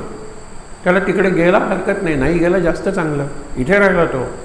मुद्दा काय आहे की ज्या वेळेला मी उपासनेचा विचार करतो, महाराज मला सांगतात, त्यावेळेला महाराज एक गोष्ट सांगत असतात की उपासना प्रधान जीवन झालं पाहिजे, नाम केंद्री जीवन बनलं पाहिजे. नाम सेंटर आणि उपासना प्रधान म्हणजे मुख्य. आणि म्हणून ते 3 परत परत सांगतात. का गोंदवल्याला नाम होतं आणि इकडे होत नाही. कारण गोंदवल्याला मी 9 दिवस आहे, 24 गुणिले 9 बघा किती गणित करा, काढा, 196 वगैरे काहीतरी होतात. ठीक आहे, बरोबर आहे. ते 196 आवर्स, त्यातले 96 तास तरी उपासना केली का नाही. तुमच्या प्रवचनाला बसवून एरवी काय करत होतात. गोंदवल्याला जाऊन तेवढेच तास झोपायचं. अरे सकाळी लवकर उठा, 2:30 वाजता, 3 वाजता. 3 वाजता बाबा हे फोटो बघतात आणि महाराज असे दिसत होते. हे आपले आबा ऐकतात आणि आबा सांगतात, बाबांनी ॲप्रूव्ह केला फोटो आणि तो आता फोटो आला, सगळीकडे झाला. आधीचे फोटो सगळे काढून टाकले गोंदवल्याने. कारण बाबांचा तो अनुभव आहे, असेच दिसत असतील महाराज. बाबांनी कुठे महाराज बघितले. बाबांचा जन्म 1909ला हैदराबादला, महाराज गेले 1913ला गोंदवल्याला. बघितलंच नाही महाराजांना जिवंत. पण तात्यासाहेब केतकरांच्या माध्यमात खूप वर्ष बाबा होते आणि तो महाराजांचा सहवास त्यांना लावला. महाराजांचं चरित्र लिहिलं, चरित्र वाचून दाखवलं त्याने. एवढं लिहिलं होतं, कदाचित असेल त्या हस्तलिखित, अर्ध केलं महाराजांनी. कारण प्रत्येक प्रसंग वाचून दाखवला. महाराज असं घडलं होतं का, असं घडलं होतं पण हे काढून टाका, कारण यात आमची स्तुती आहे, नको. हे घडलं होतं का, असं घडलं होतं पण काढून टाका, यात लोकांना चमत्कार दिसतो. हे अप्रत्यक्षपणे दुसऱ्याची निंदा होते, काढून टाका. माझ्या स्तुतीचे सगळे प्रसंग, दुसऱ्याच्या निंदेचे सगळे प्रसंग आणि चमत्कार वाटेल लोकांना असले प्रसंग काढायला लावले महाराजांनी. सगळा प्रसंगच ग्रेट आहे वा, आणा डोळ्यासमोर. आणि म्हणून ते एवढं आपल्याला एवढं चरित्र वाटतं, पण चरित्र 300 पानांचंच आहे. पुढची पानं तत्त्वज्ञान आणि बोधवचन आणि महाराजांच्या हे कथा आहेत. आणि तुम्हाला माहीत आहे का, महाराज जे औषधं सांगायचे अशी 70, 75, 80 औषधं आहेत चरित्राच्या पुस्तकात. मग महाराज म्हणायचे सुंठ सगळ्यात चांगली, गरमीत थंड असते, थंडीत गरम असते. सुंठ ताप आलेल्याला सुद्धा देतात, लेप आलेल्या दिसतात, कुठे दुखत. आणि माझा एक प्रवचन, अर्ध प्रवचन सुंठेवरच आहे. आणि शेवटी म्हणतात नाम सुंठेसारखं आहे, नाम सुंठेसारखं आहे. बरोबर आहे. विपत्तीत नाम, आपत्तीत नाम, संपत्तीत नाम, नाम तेच आहे. नाम शहरात, नाम खेड्यात, नाम गाडीत, नाम गाडी बाहेर, नाम रात्री, नाम दिवसा, नाम नाही आहे केव्हा, सर्वव्यापी आहे नाम. हे लक्षात ठेवा. हे सांगण्यासाठी सुंठेचं उदाहरण दिलेलं आहे महाराजांनी. ही अशी अनेक औषधं सांगितलेली आहेत. मग त्याला गवती चहा म्हणजे याला गंजन म्हणतात, हे लिंबू. महाराजांनी सगळे आपल्याला जे आजार होतात ना दैनंदिन जीवनात, त्या सगळ्यावर महाराजांनी औषधं सांगितलेली आहेत. ती सुद्धा त्या चरित्राच्या पुस्तकात आहेत. म्हणून चरित्र मोठं वाटतं. चरित्र लहानच आहे. महाराजांनी अर्ध चरित्र कापून टाकलं, नाही हे सांगायचं, नाही हे लिहायचं वगैरे. आणि बाबांनी अगदी ऑनेस्टली ते कापलं. नाही, तुम्हाला नको आहे तर नको आहे, तुम्हाला नको आहे तर नको आहे, पण हे सांगितलं. महाराज म्हणले हे घडलं आहे, पण आमची स्तुती आहे, चमत्कार वाटतो, त्यांची निंदा आहे. हे सगळे प्रसंग महाराजांनी काढून टाकले. म्हणून चरित्र जसं आहे तशी प्रवचनं. प्रवचनं आधी आली, चरित्र नंतर आलं. प्रवचनं ज्यावेळेला गुसी गोखल्याने लिहिली, किती साधे असतील तेव्हा. इथे बसले होते आपल्याकडे येऊन.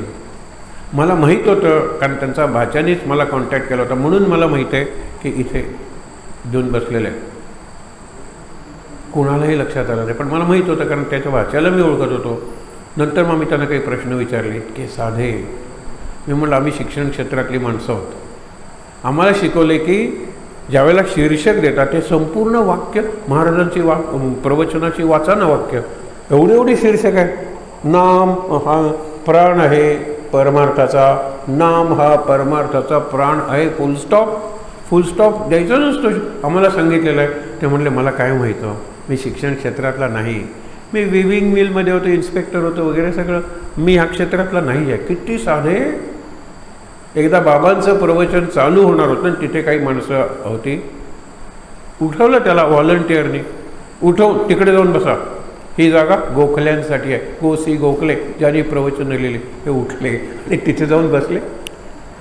त्या शेजाऱ्याने विचारलं, मित्रांनी, अहो तुमच्यासाठी जी जागा राखून ठेवले, तिथून तुम्हाला उठवलं, महाराजांची इच्छा. आणि नंतर बाबा बोलायला बसला, गोखले काका दिसत नाही आहे, इथे आहे मी, तिथे का. मग तो व्हॉलंटिअर पुन्हा पाया पडतो, मी तुम्हाला ओळखत नव्हतो. अरे पण हाकलण्यापूर्वी नाव काय विचारायचं. इथे पुढे बसलेली माणसं प्रिव्हिलेज असतात, म्हणजे खास माणसं असतात, त्यांच्याकडे रेकॉर्डर असतो, त्या रेकॉर्डर महाराजांची प्रवचनं रेकॉर्ड केली जातात, बाबांची व्हायची. हे सगळ्यात नवीन पुस्तकं झाली नंतर. तर अध्यात्मसंवाद हे आहे, त्याच्यात बाबा शेवटी सांगतात 3. ते सांगून मी थांबतो. पण आपण मार्च महिन्याचा 13 मार्चला महाराज काय सांगतात, आपला विषय पुढे चालला पाहिजे. आत्ता सांगितलेली सगळी टाकलीच आहेत प्रवचनं. मार्च महिन्यात खरोखर परमार्थाला दुसऱ्याची गरजच नाही. हे कुठे, हे जून महिन्याचं कुठलंही वाचलं तरी चालेल, पण मला हे 13 मार्चच्या प्रवचनाच्या, फेब्रुवारी वगैरे काल वाचलं.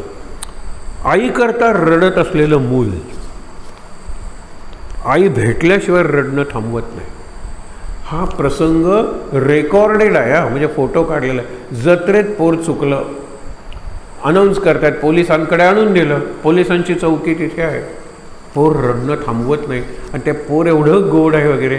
पोलीस म्हणतात मी तुला नाचून दाखवू, पोलीस नाचवत आहेत, त्याचं रेकॉर्डिंग आहे.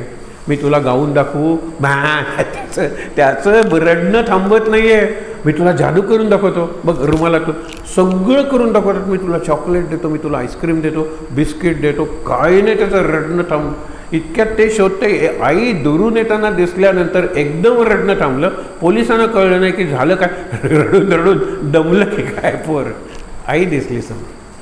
महाराज हे उदाहरण देत आहेत की आईकरता रडत असलेले मूल आई भेटल्याशिवाय रडणे थांबवत नाही.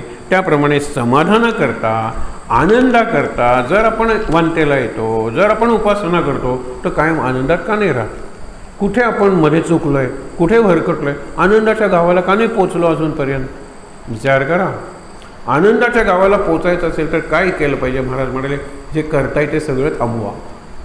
खरंच आहे. एक मुलगा जाऊन विचारतो ना, ध्यान लागण्यासाठी काय करू, तू काय काय करतोस, हे सगळं करतो, सगळं थांबव. ध्यान लागायचं असतं, ध्यान करायचं नसतं. एक जण विचारतो मला, नामात मन माझं भरकडत, तुम्ही सांगितलेलं सगळं केलं, सगळं काय केलं. त्या दिवशी घरी गेलो, आंघोळ केली, हे सगळं केलं. नंतर तुम्ही म्हणत लग्न कर, लग्नसुद्धा केलं. चिंतन कर म्हणजे काय करू सांगा. चिंतन कर तुम्ही सांगता म्हणजे काय करू. महाराज म्हणाले सांगेन तुला. चिंतन करण्याचे टप्पे आहेत, आपण याच्यात कधीतरी बघू. म्हणून काय, समाधानाकरता, आनंदाकरता धडपडणारा आपला जीव परमेश्वर प्राप्त झाल्याशिवाय शांत राहू शकत नाही. पण आपल्याला परमेश्वरी प्राप्ती नाही आहे, आपण अजून इकडे तिकडे भरकटतोय. त्या पोराच्या सारखं व्हा. आई तू माऊली, मी तुझे बाळ. This is the best relationship with God. तू माऊली, मी तुझे बाळ, आता पूर्वी माझे आळ. बाळाला कळत नाही, मी पडतो, तू उचलून घे, मी रडतो, तू शांत कर, मला हे पाहिजे, तू दे. माझे आळ म्हणजे माझं कौतुक, माझ्या इच्छा पुऱ्या कर. तू माऊली आहेस, मी बाळ आहे. मित्र, सखा, अर्जुन आणि कृष्ण अवघड आहे. महाराजांचा मित्र होणं सोपं आहे. भाऊराव केतकरांना विचार, ते म्हणाले मित्र व्हायचं ना माझा सखा, मला आवडतं ते करा. भाऊसाहेब करायला लागले. बाबा म्हणाले मी इतके प्रश्न त्यांना विचारले, कारण त्यांच्यासारखा साधकच नाही.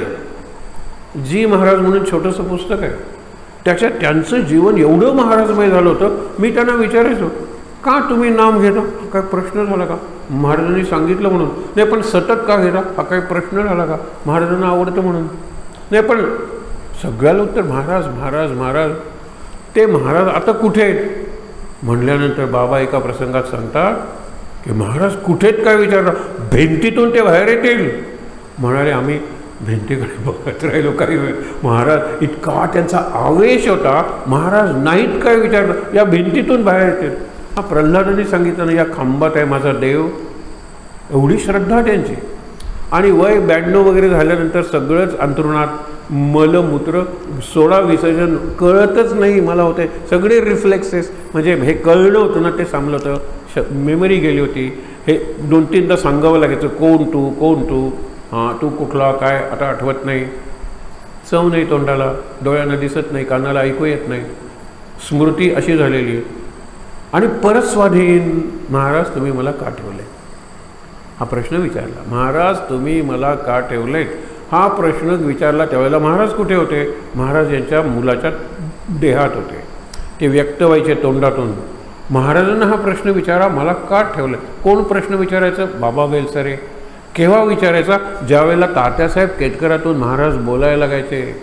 महाराज आपले भाऊराव आहेत ना, ते प्रश्न विचारत आहेत. त्यावेळेला तात्यासाहेब केतकर नसायचेच, महाराजच झालेले असायचे. ते प्रश्न विचारत आहेत की आता अशी अवस्था आहे, तुम्ही मला का ठेवलेत? त्यांना विचारा, नाम चालू आहे का? हो. कारण नाम चालू असलेलं जीभ कशाला पाहिजे?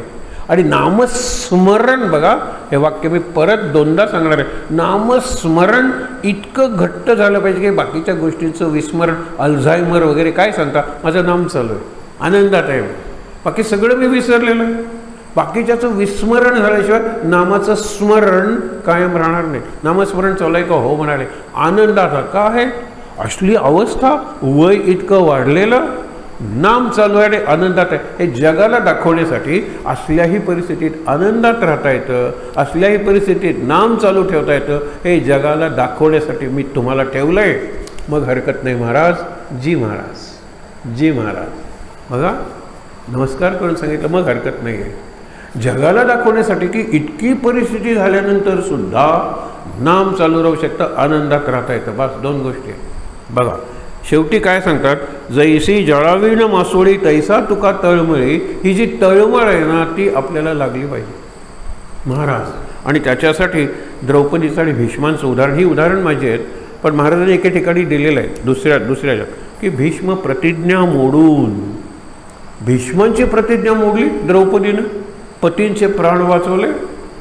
9 दिवस झाले भीष्माचार्य पांडवांना एकालाही मारत नाही आहेत. हे एवढे एक उदाहरण सांगतो आणि थांबतो. एकाही पांडवाला मारत नाही आहेत. दुर्योधन म्हटलं पांडव मेल्याशिवाय आम्ही जिंकणार नाही. इनडायरेक्टली म्हटलं तुम्ही एक पांडवांना तरी मारा, नाही तर तुम्ही मारा, तुम्ही तरी मारा ना. पण हे इच्छामरणी होते.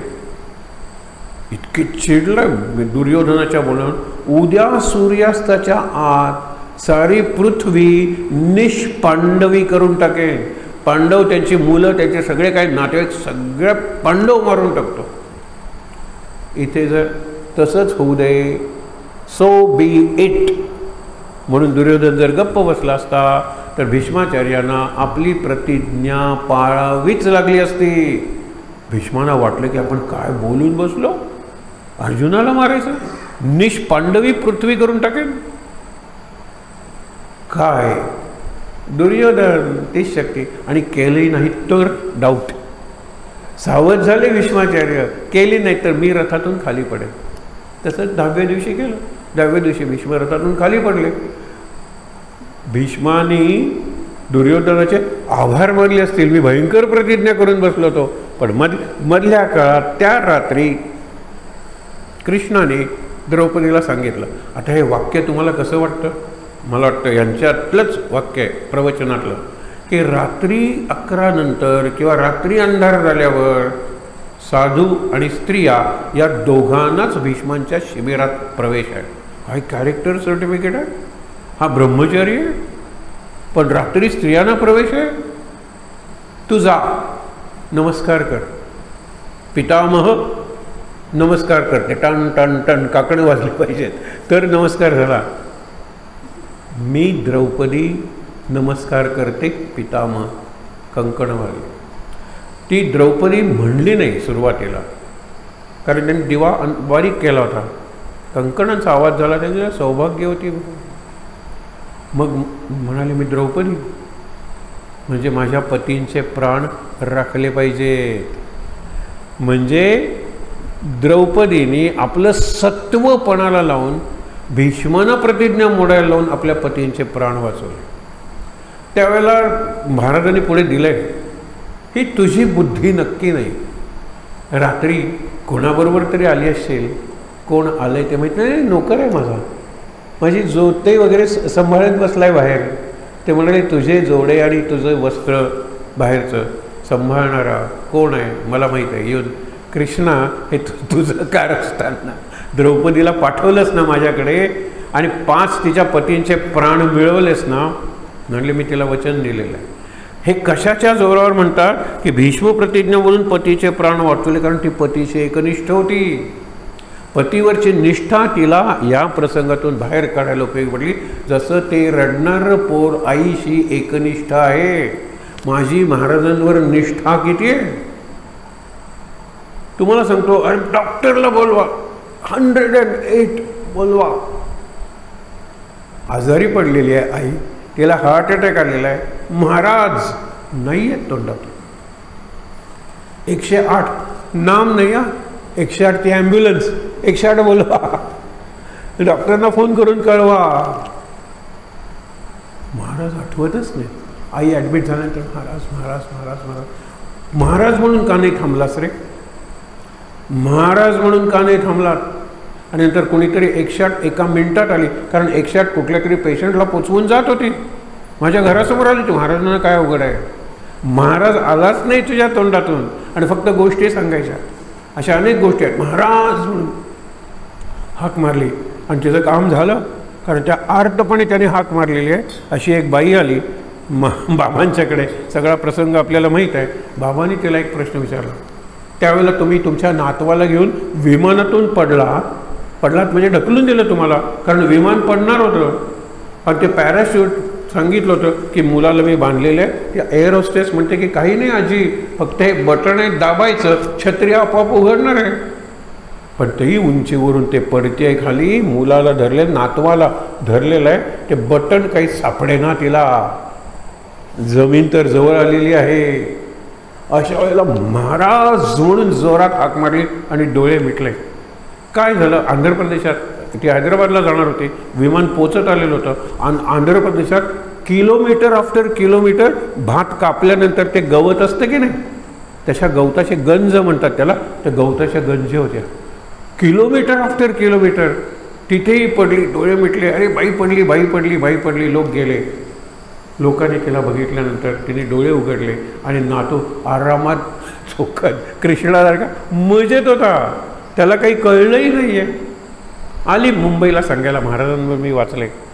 बाबा म्हणाले तशी हाक मारून दाखवा. म्हणाले संकट कुठे, कल्पना करा. महाराज म्हणाले ती महाराज म्हणून तुम्ही हाक मारलीत ना, आत्ता ती हाक मारून दाखवा. आत्ता विमानातून कुठे पडते विमानातून, आता संकटात कुठे, संकटात महाराज. तरी फक्त महाराज म्हणून गप्प बसा. मी तुम्हाला अनुभवावरून सांगतो, महाराज म्हणले तर काही बोलू नका, खरंच काही बोलू नका. महाराज इतकी सुंदर व्यवस्था करतात. मी माझी बुद्धी 108ला बोलवा, ते ती नर्स बघा, ते बघा, गेल्या वेळेला ती आली होती, तिला सांगा सगळ्यांना. अरे 100 मी आज्ञा देतो, महाराज आठवत नाहीत मला. माझी बुद्धी माझी बुद्धी माझी बुद्धी म्हणून काल सकाळी सांगितलं, ॲड्रिनालिन कमी वापरा, बुद्धी कमी वापरा. बुद्धीने सर्व होते, पण बुद्धी म्हणजे तर्क, बुद्धी म्हणजे शंका, बुद्धी म्हणजे वाद, ती बुद्धी नको. महाराजांना अर्पण केलेली बुद्धी पाहिजे. फक्त महाराज म्हणून गप्प बसा. महाराज कसे बाहेर काढतील तुम्हाला कळणारी नाही. महाराजांची परीक्षा आहे, माझी नाही आहे, माझ्या उपासनेची परीक्षा आहे. महाराज खरंच सांगतो. आणि शेवटचं प्रल्हादाचं उदाहरण दिलेलं आहे. नामाचा विक्रय नाही. प्रल्हाद म्हणतो नरसिंहाला, नरसिंह म्हणतो अरे काहीतरी माग रे, काहीतरी माग रे.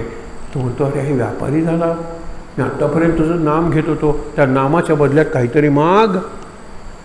नाही जमणार मला, व्यापार नाही आहे नाम म्हणजे. आणि आपण म्हणतो की मुलाला फर्स्ट क्लास मिळावा, मी 11 माळा करीन मारुतीला पवित्र, डिस्टिंक्शन मिळालं तर 13 माळा करीन, श्रीराम जयराम जय जयराम वाढतच जातं. हे सगळं आपण विक्रा करतो. विक्रा म्हणजे विक्री. विक्रा हा संतांनी तुच्छतादर्शक नामाचा विक्रा करता, तुम्ही विक्रय करता, नाम विकता, नाम देऊन मागता. महाराजांनी सांगितलेलं आहे की गाढव घेणं आणि कामधेनू देणं गाढवाच्या बदल्यात म्हणजे नाम देऊन काहीतरी मागणं, एवढंच आहे, बाकी काही नाही. हे गोष्ट आपल्याला माहीत असेल पण नाही तर सांगतो, आपण तसं करतो का? करतो, एवढंच उत्तर आहे. एक साधू एवढी तपश्चर्या करतो की देव प्रसन्न होऊन म्हणतो मला माझ्यासाठी काही नको, इतरांची सेवा करायची, कामधेनू देतो. 4 जण येतात, अरे चला बसा रे आपण जेवायला बसूया. कामधेनूला सांगतो 5 जण जेवायला आहेत. कामधेनूतून 5 ताटं निघतात, वाढलेली सुंदर सुंदर पक्वान्न वगैरे सगळे. नंतर 2 जण म्हणतात आमचं घर लांब आहे, काही हरकत नाही, आम्ही 3 जण झोपणार आहोत, काहीतरी व्यवस्था. सुंदर बिछाना येतो, हे येतो, रात्री पाणी प्यायला तर पाण्यात. कामधेनू काय देणार नाही आहे, पण संस्कार कसे चुकवतात ते बघा. दुसऱ्या दिवशी निघून जातात. हा त्यांच्या गाद्या, आपली गादी गुंडाळतो, ती जर तिथेच ठेवली असती, कुणाला देऊन टाकली असती, कामधेनूंनी परत नवीन दिली नसती. भांडी जेवायची घासतो आणि सगळं बोचकं डोक्यावर घेतो, कारण गाईवर वजन टाकायचं नाही. डोक्यावर शेवटी एवढं वजन होतं, एवढं वजन होतं, नको वाटतं. अरे कामधेनू तुला रोज गादी देणार आहे, रोज भांडी देणार आहे, रोज अन्न देणार आहे, आणि तू साठवतोस संस्कार. पुढे तुला पाठीवर घेतो सगळं वजन, गाद्या, ही प्रत्येक दिवशी काही ना काहीतरी साठणारच आहे. शेवटी म्हणतो की वासवा महाराज, समोरून एक गाढव येत असतं, आणि गाढव म्हणजे जन्मजात वजन वाहणारा प्राणी. तो जो असतो तो गाढवावरून माल वाहून नेत असतो. त्यावेळेला तो म्हणतो की गाय घे माझी, मला तुझं गाढव दे रे, हे वजन गाईवर मी कसं घालू. तो म्हणतो मला गाईचा काय उपयोग आहे. तो गाय वाटेल ते देते, ही कामधेनू आहे, तू मागून बघ, 2-3 गोष्टी मागतो मिळतात. हा कामधेनू घेऊन जातो, हा गाढव करतो, सगळं वजन गाढवावर ठेवतो. थँक्यू महाराज, बरं वाटलं, बरं वाटलं. हा कामधेनू घेऊन जाणारा माणूस मागे बघतो, त्याला म्हणतो की गाढव मी नाही दिलं, हाच गाढव आहे. कामधेनूकडून गाढव मागितलं असतं तर? हा विचारच मनात नाही आहे. कामधेनूने गाढव दिलं असतं की नाही, सगळं साठवलं, वजन झालं, गाढव घेतलं आणि कामधेनू दिली. माझ्या मुलाला पास कर, घे आत्तापर्यंतचं नाम. माझ्या मुलीचं लग्न कर, घे आत्तापर्यंतचं नाम. मी देतोय काय कामधेनू आणि घेतो काय गाढवं? जर डोळे मिटून बघितलं ना गुरुपौर्णिमेला, आपल्या मागच्या अंगणात 100 गाढवं बांधून ठेवलेली असते. उघडून बघू नका त्या दिवशी तरी, सगळी गाढवच घेऊ. हे काम करा महाराज, हे काम करा महाराज, हे काम करा. आणि ते मग एवढी उपासना, तेवढी उपासना, तेवढी उपासना नाही. नामाचा विक्रय करू नका सांगतात. नाम हे अद्वितीय आहे, अप्रतिम आहे. नामाची निष्ठा एकनिष्ठ, दुसरा शब्दच नाही. ठीक आहे त्या ठिकाणी ताट बसून डोळे मिटूया, शांत.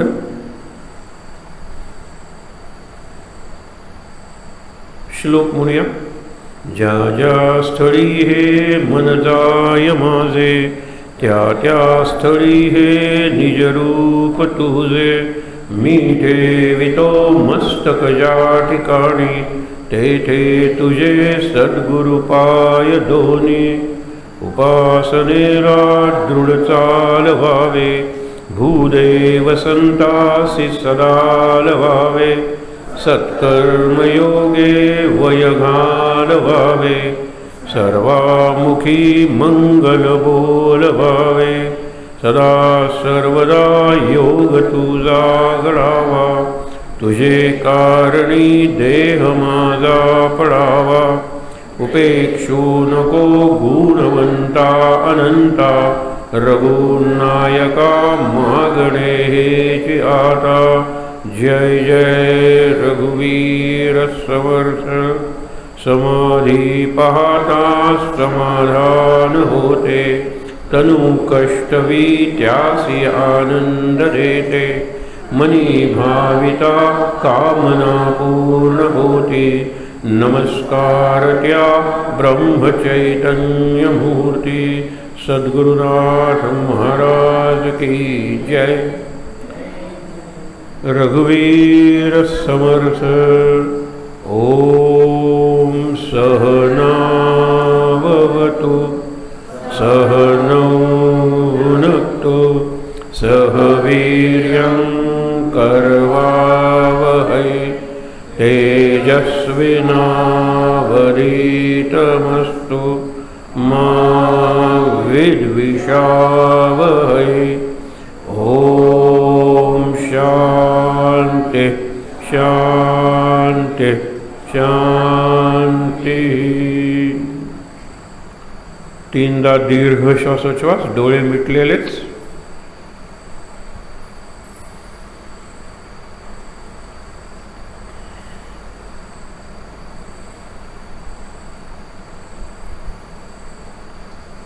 हातावर हात चोळून ते हात चेहऱ्यावर डोळ्यांवर चोळूया।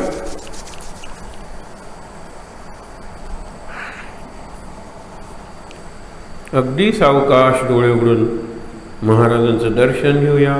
इथे असलेल्या सर्वांना नमस्कार करूया। शांत आनंद महाराज महाराज महाराज।